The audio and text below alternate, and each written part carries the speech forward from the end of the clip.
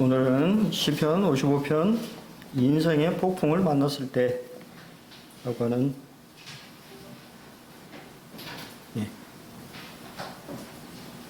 제목으로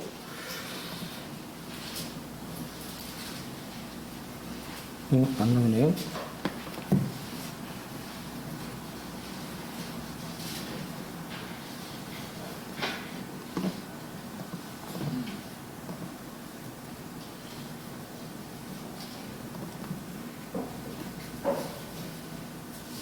네, 같이 시편 55편 말씀 같이 읽겠습니다.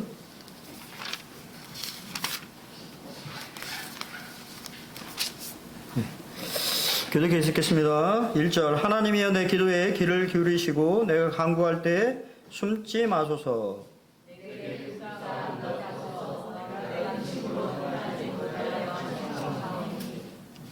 이는 원수의 소리와 악인의 압제 때문이라. 그들이 죄악을 내게 더하며 노하여 나를 핍박하나이다.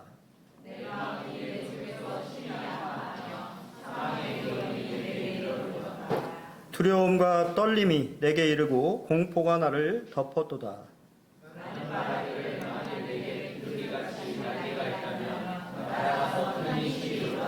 내가 멀리 날아가서 광야에 머무리로다 셀라.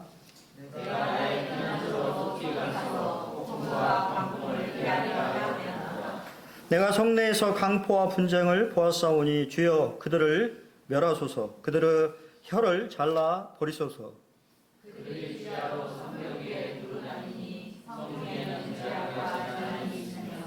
악독이 그 중에 있고 압박과 속임수가 그 거리를 떠나지 아니하는도다.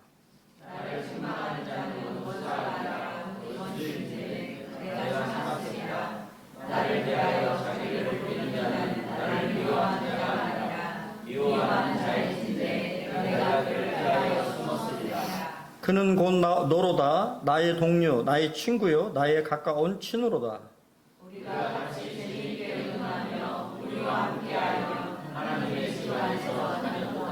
사망이 갑자기 그들에게 임하여 산채로 수월에 내려갈지어다.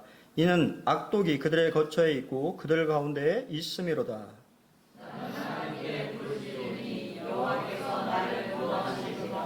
저녁과 아침과 정오에 내가 근심하여 탄식하니 여호와께서 내 소리를 들으시리로다.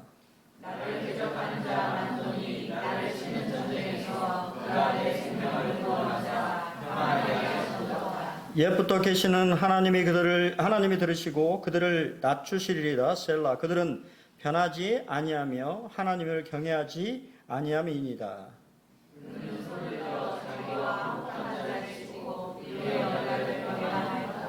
그의 입은 우유 기름보다 미끄러우나 그의 마음은 전쟁이요 그의 말은 기름보다 유하나 실상은 뽑힌 칼이로다.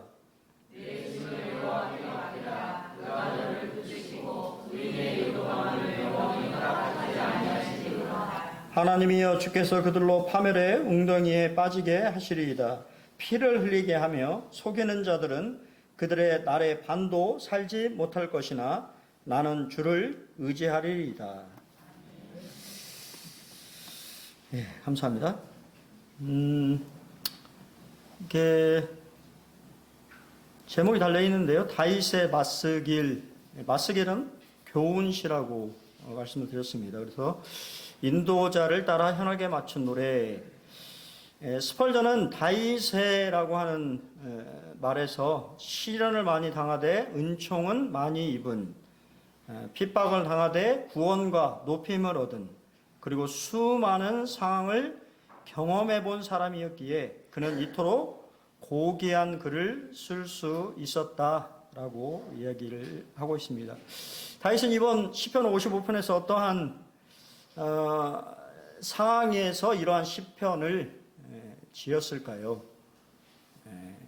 우리가 이렇게 정확하게 부제에 나와 있지 않기 때문에 우리가 정확한 것은 알 수 없지만 그 시 속에서 그가 어떠한 상황이었는지를 좀 알 수가 있는데요. 다윗은 어려움 가운데 처해 있었던 것을 보게 됩니다. 그래서 원수의 소리와 악인의 압제 때문에 힘들어하고 있다라고 하는 얘기, 또 사망의 위험 가운데 있다. 그리고 폭풍과 강풍을 피하고 싶다. 그리고 왜냐하면 그 모든 근원이 나의 동료, 나의 친구요, 나의 가까운 친구들 때문이다라고 얘기를 하고 있는데요. 예, 그림을 보면 누구 같습니까? 잘 모르겠는데, 예, 뭐 처음 보는 사람이죠. 예, 셋째 아들 압살롬입니다. 이 시편 55편은 아들 세 번째 아들인 압살롬의 반역 초기에 지어진 것으로 이렇게 보고 있어요. 그래서 실제 다윗의 편에 섰었던 많은 이 모사들 그에게 이렇게 전략가 대표적인 분이 아히도벨이잖아요. 아히도벨이 상당히 지혜로운 사람이었고 잘 아는 것처럼 아히도벨의 그 책략대로 했으면 다윗은 죽었을 것입니다. 근데 우리가 잘 아는 대로 우리가 이제 그를 따르던 다윗을 따르던 제사장이 있었잖아요. 제사장이 나중에 이제 압살롬 거짓으로 압살롬 편에 서서 거짓 모략을 이렇게 이제 펴서 다윗을 살리게 되고 또 나중에는 결국 아히도벨이 자살을 하는 그의 모략이 이렇게 이제 인정받지 못하자 나중에는 이제 오늘 시편에 그 다윗의 기도가 그대로 응답되어지는 상황으로 이끌어지는 걸 보게 되는데요. 예, 인생의 폭풍과 강풍을 만났을 때 우리는 세 가지 반응을 할 수 있다라고 다윗은 이 시편을 통해서 우리에게 교훈을 해주고 있는데요. 예, 폭풍과 강풍, 인생의 어려움이죠. 어느 누구도 인생의 어려움 가운데 있고 싶은 사람은 없겠지만 일반적으로 우리가 원하지 않는 그러한 시련들이 있는 것을 보게 됩니다. 다윗에게도 동일하게 아들인 압살롬의 반역을 통해서 그가 이제 어려움에 처하게 되는 그러한 상황에서 다윗 또한 세 가지 반응을 보이는데요. 어떤 반응을 취할까요? 일반적인 반응은 뭘까요?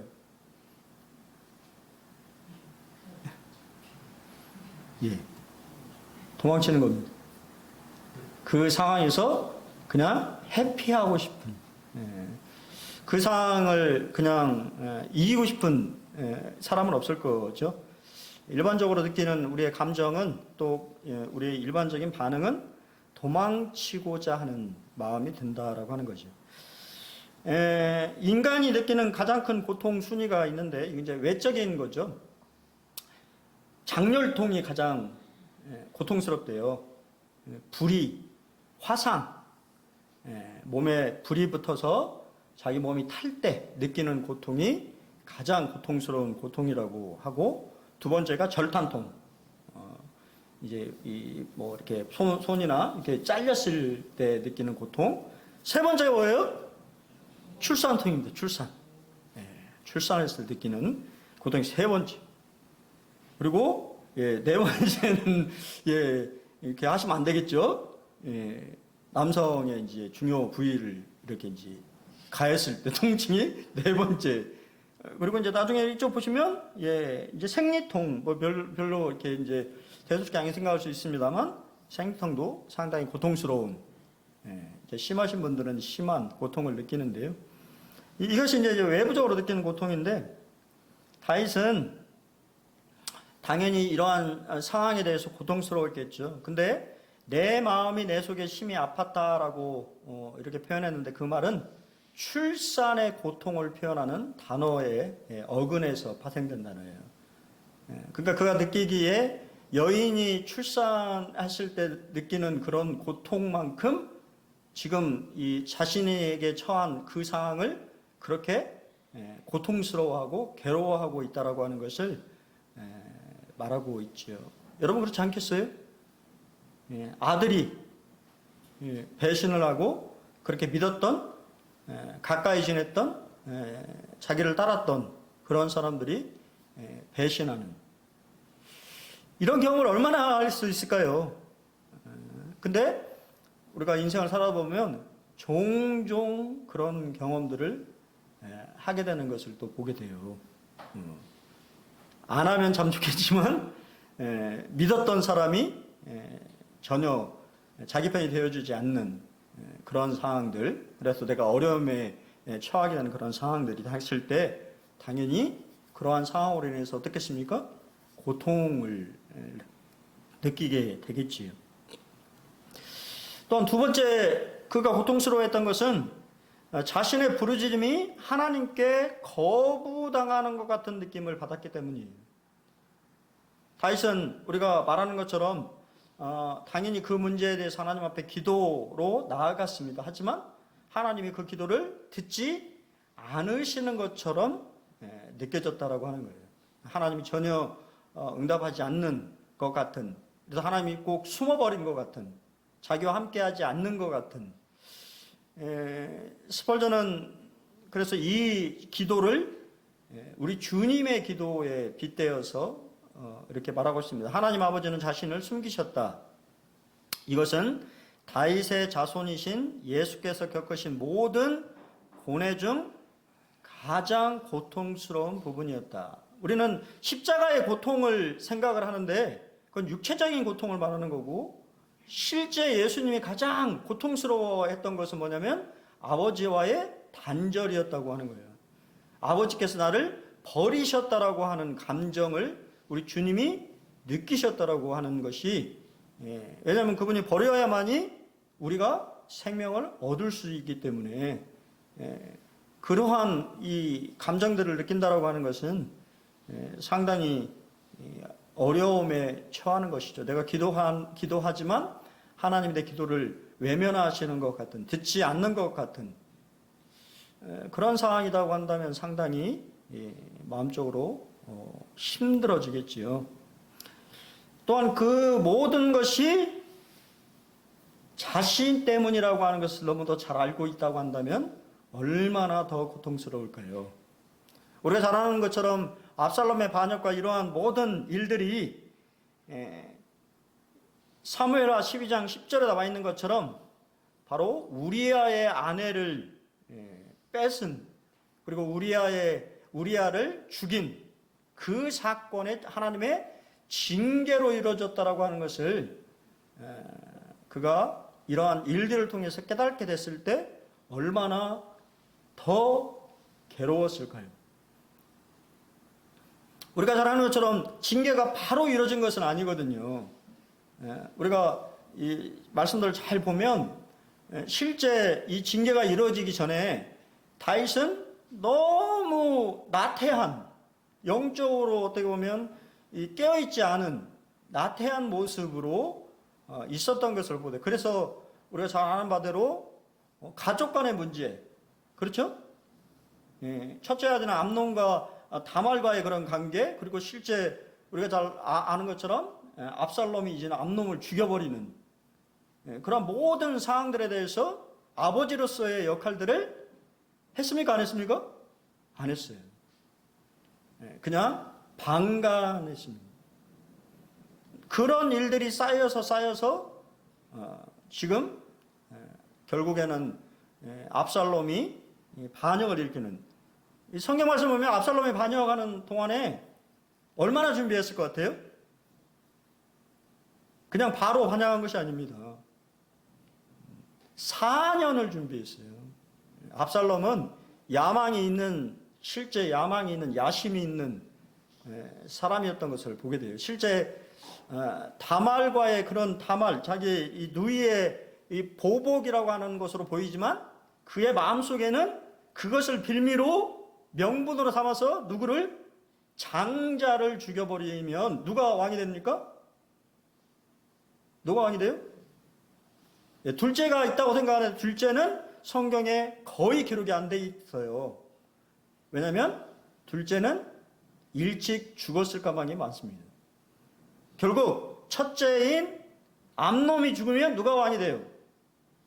본인이 왕이 되는 거예요. 장자 계승이 우선이었잖아요.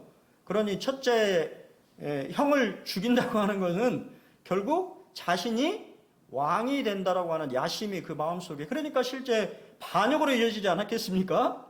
그런 마음이 전혀 없었다면 그가 이러한 아버지를 죽이고자 하는 이 악한 것이죠. 며칠 전에 혹시 뉴스를 보셨는지 모르겠지만 아버지를 죽여가지고 냉장고에다가 보관했다가 결국 발각됐죠. 보셨어요? 지난주에 아들이 70대 아버지를 살해해가지고 토막내서 냉동고에 보관했어요. 사람이 얼마나 악한지를 보여주는 것이죠. 압살롬도 마찬가지예요. 아버지를 죽이고자 하는 아들의 모습은 결국 사람이 얼마나 악한지를 보여주고 있는 것이죠. 근데 그 모든 원인은 누구에게 있어요? 다윗에게 있는 거예요. 다윗. 본인에게 있는 것입니다. 본인의 잘못으로 하나님의 징계가 그에게 임했다고 하는 것을 그가 알았기 때문에 얼마나 더 괴로웠을까요? 그래서 다윗은 뭐라고 말합니까? 내가 날개가 있으면 우리 뭐 그런 아이들의 그 무슨 만일 내가 뭐뭐가 있다면 뭐 그런 것처럼 내가 날개가 있다면 어디로 간다고요? 그 모든 상황에서 그냥 피해버리고 싶은, 내가 비둘기처럼 날개가 있어가지고 저 멀리 날아가서 그 모든 상황을 그냥 벗어 던져버리고 싶은, 그 멀리 가서 강야에 그냥 꽁꽁 숨어버리고 싶은 그런 마음이 드는 것이 당연한 것이죠. 그것을 버티지 못하면 당연히 뭡니까? 세상 사람들은 어떻게 해요? 자살해버리는 거예요. 당연히 하나님 믿는 사람이기 때문에 자살은 못하겠지만 다윗 또한 그런 상황에서 도망치고 싶어하는 그런 마음들이 들었다라고 하는 것입니다. 주님이 원하시는 걸까요? 두 번째는 뭘까요? 두 번째 반응은 맞서 싸울 수도 있습니다. 그러겠죠?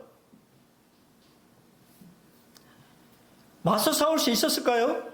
다윗은 아무런 준비가 안 돼 있었어요. 그냥 어떻게 보면 모든 것들이 다 이 압살롬은 4년 동안 차근차근 준비해서 반역을 준비했는데 다윗은 전혀 준비가 되어 있지 않는, 싸울 수도 없는 상황입니다.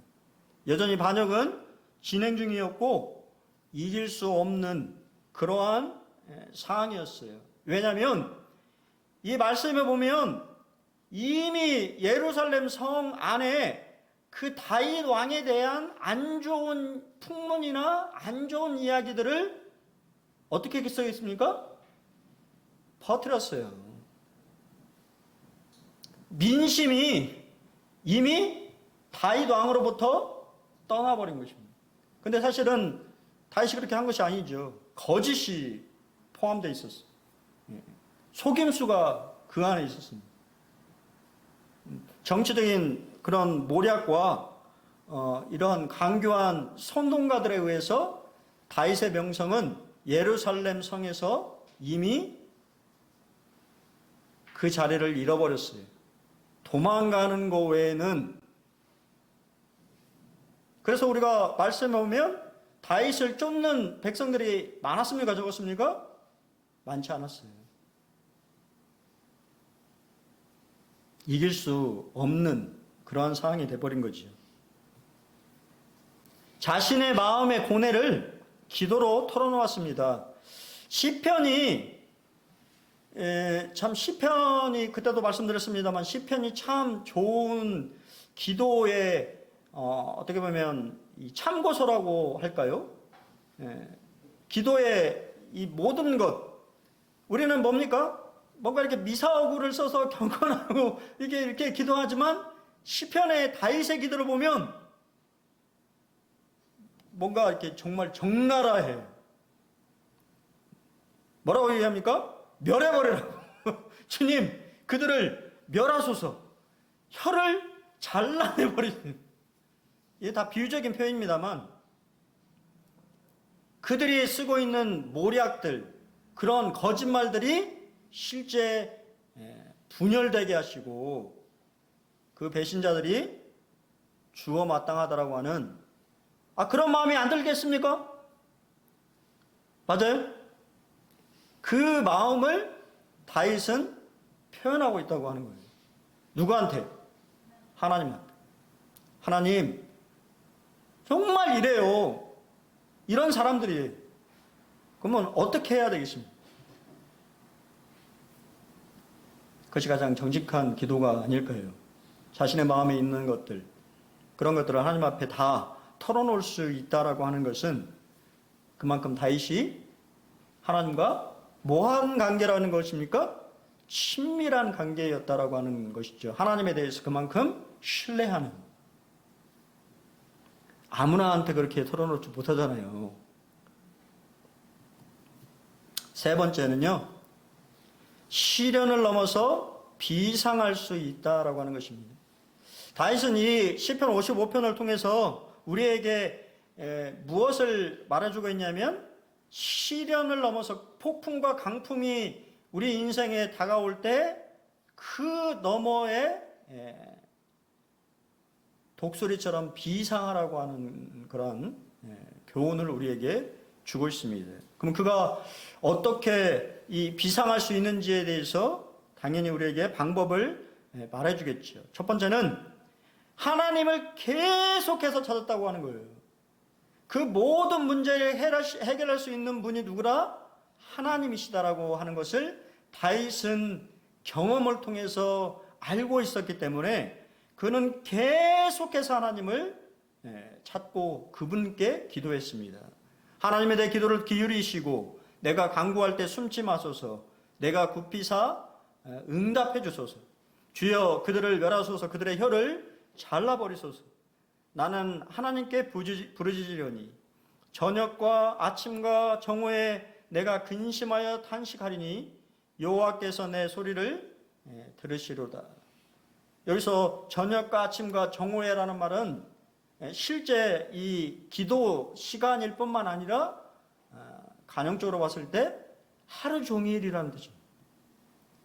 하루 종일 자신이 처한 상황에 대해서 하나님 앞에 계속해서 고백하고 그분께 아뢰다라고 하는 것입니다. 두 번째는 참 우리 너무 잘 아는 말씀이죠.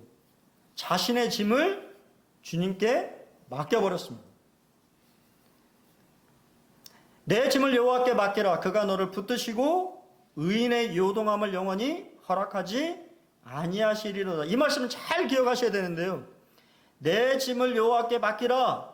그러면 네 모든 문제를 해결해 주겠다라고 하지 않으셨다고 말입니다. 그렇죠? 맞습니까? 하나님께서는 모든 어려움들을 다 거두어 가시지는 않는다고 하는 거예요. 하지만 버티게 하신다고 하는 것이죠. 그리고 그 상황을 이겨낼 수 있는 힘을 주시는 분이시라고 하는 겁니다. 그래서 요동하지 않게 하시는, 그런 상황에서 흔들리지 않게 하시는, 그래서 정면 돌파를 할 수 있는 힘을 주시는 분이라는 거예요. 한데 우리는 그것을 맡기냐고 하는 거예요. 제가 생각해 보니까요, 이게 참 간단하면서도 어려운 말이더라고요. 그렇지 않나요? 맡겨버려! 간단해요. 맡기면 되지! 근데 안 맡겨. 여전히 맡긴다고 해놓고 혼자 끙끙 고민하고 내가 해결하려고 애를 쓰고 있는 내 자신의 모습을 얼마나 자주 발견하는지 모르겠습니다. 성도님들 어떠십니까? 우리 용대님은 그냥 팍 맡겨버릴 것 같은데. 그렇죠. 맡겨버려야 되는데 이게 맡기다라는 게 던져버린다는 말이잖아요. 굴러버린다는 건 주님 앞에 그냥 다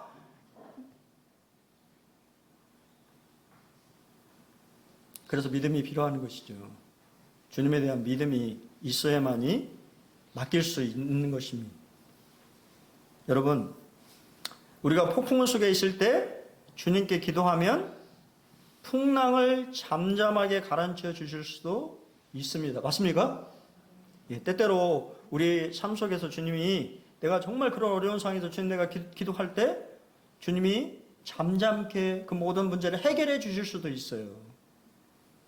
그렇죠? 왜냐하면 모든 것을 주관하시는 분이 누구예요?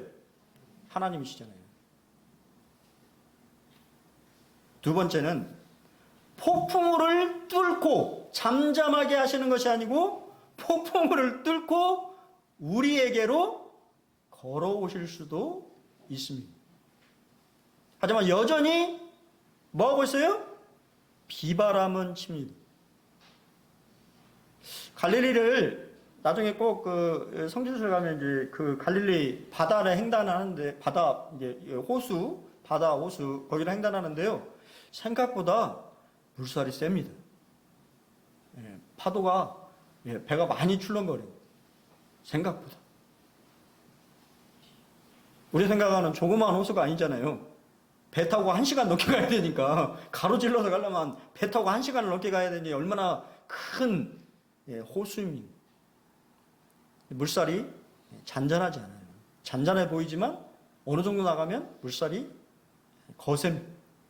실제적으로 폭풍우가 몰려올 때 여러분 우리 주님이 여러분의 소리를 듣고 주님 나를 구원해 주십시오라고 하는 여러분의 외침이 있을 때 주님은 꼭 우리 눈에는 유령처럼 보이지만 우리와 함께 하시기 위해서 우리 가까이 오시고 그리고 뭐라고 말씀하십니까? 안심하라. 나니 두려워하지 말라고 우리에게 말씀하셔서 함께 하시는 하나님인 것을 보게 됩니다. 그래서 이기게 하시는 세 번째 가장 중요한 건 뭡니까? 여전히 폭풍우 가운데 있지만 베드로가 뭐를 봤어요?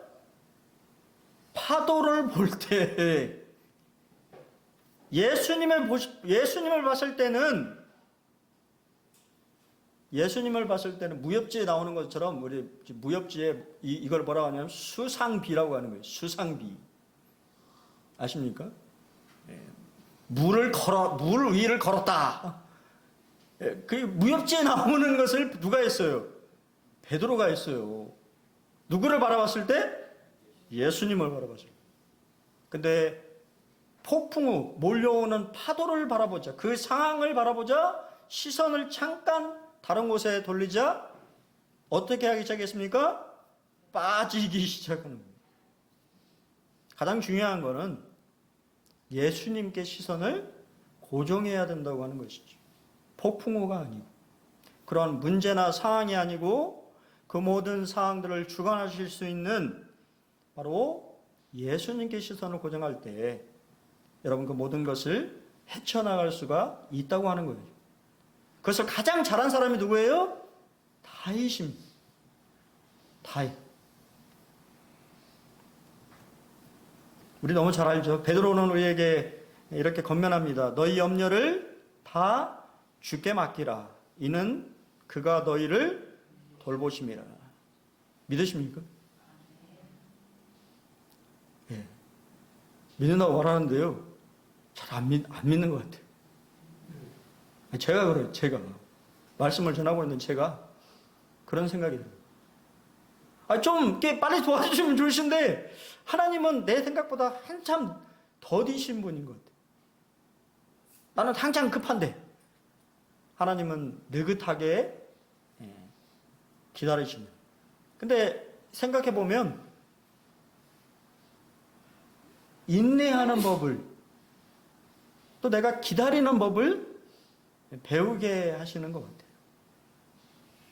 우리는 너무 빨리빨리 이런 외국인들이 우리나라에 와서 가장 빨리 배우는 말이 빨리빨리잖아요.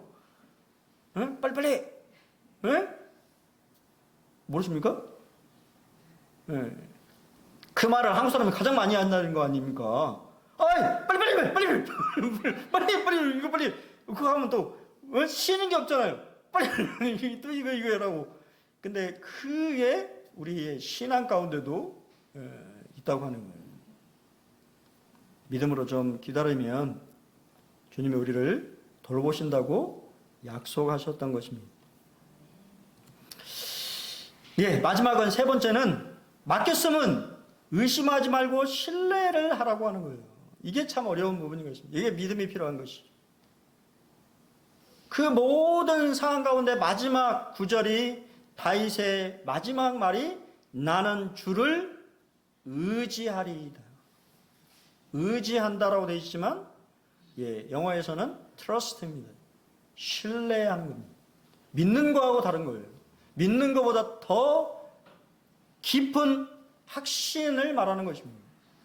그래서 우리가 이 시편 그의 이 구절들을 보면 여호와께서 나를 구원하시리로다. 여호와께서 내 소리를 들으시리로다. 옛부터 계시는 하나님이 들으시거나 그들을 낮추시리이다라고 하는 확신의 기도를 하고 있는 것이죠. 그렇게 하실 것이라고 하는 기대와 확신 가운데 이미 된 것처럼 얘기하잖아요. 이것이 신뢰죠. 이게 참 어려운 것 같습니다. 맡겼으면 주님이 하실 때까지 좀 기다리고 신뢰해야 되는데 우리가 그것을 잘 못하는 것 같습니다. 여러분, 우리 인생 가운데 폭풍과 강풍을 만날 때가 있습니다. 그것으로부터 도망칠 수도 있습니다. 또 그것과 맞서 싸울 수도 있습니다. 하지만 우리 주님이 원하시는 것은 그것을 넘어서 우리가 날아오르기를, 우리의 신앙이 그 어려운 환경을 뛰어넘어서, 그렇죠? 뛰어넘어서 날아오를 수 있었으면 참 좋겠다고 하는 생각이 참 들었어요. 토요일인가요? 예. 다 듣지는 못했어요. 근데 희주일에 김동우 형제라고 하는 찬양 사역자가 있는데 그 형제 간증을 참 들으면서 참 마음이 찡했습니다.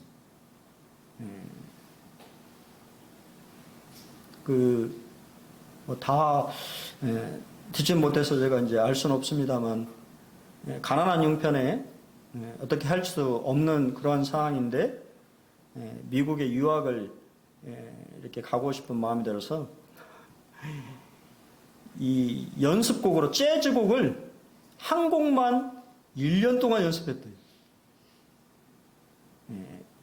모르잖아요. 뭐 배운 적도 없고 아무것도 없어서 이제 부를 그 재즈와 관련되어 있는 시험 볼 수 있는 그 곡을 1년간 연습을 이렇게 해서 시험을 봤대요. 버클리 음대에 시험을 봤는데 이제 합격을 했어요.